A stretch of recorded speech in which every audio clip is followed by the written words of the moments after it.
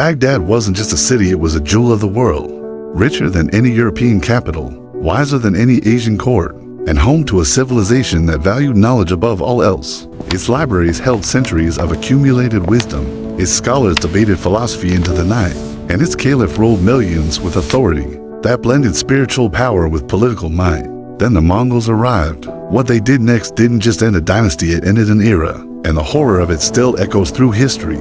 Founded in 760 CE by the Abbasid Caliphate, Baghdad had grown into the epicenter of the Islamic Golden Age. Its bustling streets were alive, with merchants trading silk, spices, and gold. Scholars in the House of Wisdom translated texts from Greek, Persian, and Indian sources into Arabic. Astronomers mapped the stars. Mathematicians invented new numerical systems, and physicians treated patients using knowledge centuries ahead of Europe. The Caliph Al-Mustaʿsim Billah was not just a ruler, but the spiritual guide for millions. He believed Baghdad was untouchable, protected by God, and the city's massive walls seemed to confirm his confidence. But confidence alone would not save them from the storm that was coming. By the mid-13th century, the Mongol Empire stretched from the Pacific Ocean to Eastern Europe. Genghis Khan was long dead, but his legacy lived on through his grandsons. One of them, Hulagu Khan, was tasked by the Greek Khan Mongol with a terrifying mission: destroy all threats to Mongol rule in the Islamic world. Baghdad was at the top of that list. Hulagu sent messages demanding the caliph's submission. Al-Mustaʿsim hesitated, replied arrogantly, and refused to recognize the threat fully. He believed his wealth, his walls, and his divine right would protect him. It was a deadly miscalculation. In January 1258, Hulag's forces, estimated at over 100,000 strong, encircled Baghdad. Catapults hurled massive stones, tearing through walls built over centuries. Siege engines ground down gates, and the Tigris River ran dark with debris. For 13 terrifying days, Baghdad resisted, but the Mongols brought a level of total war the city had never seen. Archers, horsemen, and engineers worked in a terrifying precision that combined speed with brutality. The city's defenders were outnumbered, outmatched, and outmaneuvered. Panic spread. Citizens fled in the streets. Markets emptied. Scholars abandoned manuscripts. The golden glow of Baghdad's lamps was replaced with smoke and ash. Caliph Al-Mustaʿsim was captured alive along with his sons, daughters, concubines, and court officials. The once proud Abbasid royal family, descendants of the Prophet Muhammad's uncle, were now prisoners. They expected negotiation. They expected ransom. They expected mercy. The Mongols offered none. Mongol tradition held that royal blood must never touch the earth. Killing a king in a conventional way by sword or axe was considered disrespectful to the heavens, so Hulagu devised a method that would leave no mark on the soil. The caliph would be trampled under horses. It was a death both terrifying and symbolic, as silent eradication of a dynasty. The shocking fate of the caliph Al-Mustaʿsim was wrapped in a carpet or sack. Horses were then driven over him until he was dead. No sword, no public execution, no dignity. A man who once commanded empires died beneath hooves. In a death so quiet, it seemed surreal. The ruler of the world's greatest city perished without a single drop of blood touching the earth. What happened to Baghdad's royal family? The caliph's death was only the beginning. Most of Al-Mustaʿsim's sons were executed. Some were killed immediately. Others were paraded as captives before being put to death. The Abbasid male line in Baghdad was effectively wiped out in a matter of days. The women of the royal household, wives, daughters, and concubines, were taken as spoils of war. Many were enslaved. Others vanished into Mongol households, their identities lost forever. Even the children were not spared. In Mongol eyes, any potential heir was a threat. Entire generations of the royal family were erased, leaving Baghdad without a line of succession.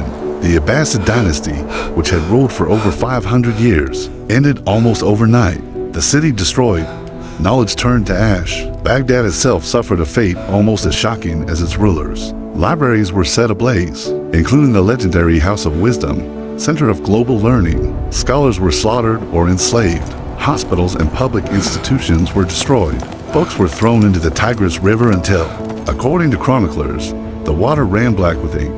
Knowledge accumulated for centuries vanished in days. This was not just conquest. This was cultural annihilation. Daily life in Baghdad during the siege. Imagine the chaos. Merchants hiding gold beneath floorboards.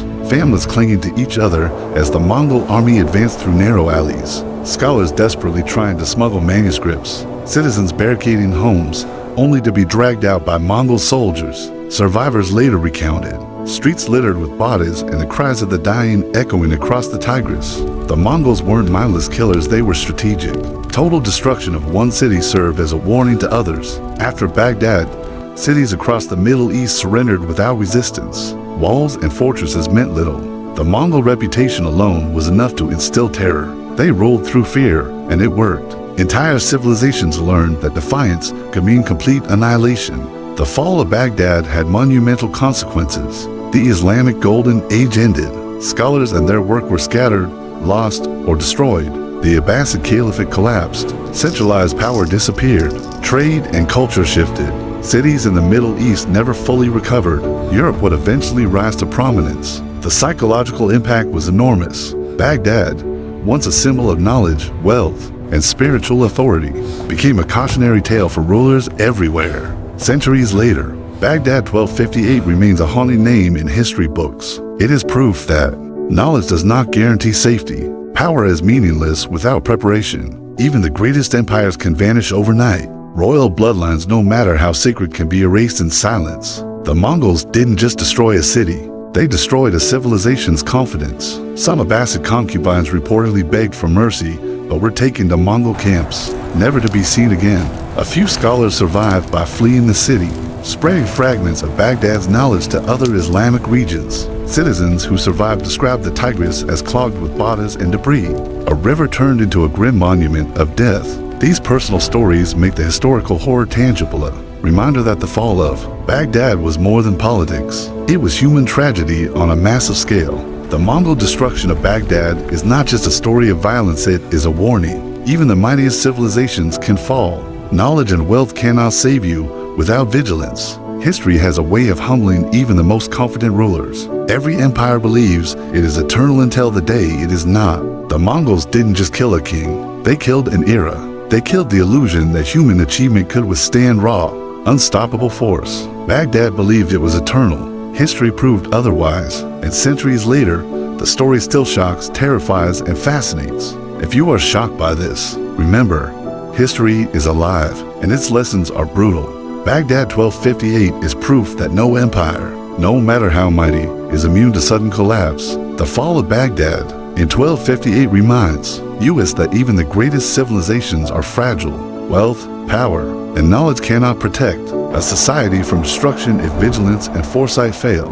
The massacre, the burning of libraries, and the silencing of scholars show that human life and culture are vulnerable, and that remembering these lessons is the only way to prevent history from repeating itself. Every empire, no matter how mighty, can crumble in an instant. Knowledge and culture must be safeguarded, not taken for granted. History teaches us that vigilance, humility, and respect for human life are the true foundations of lasting civilization.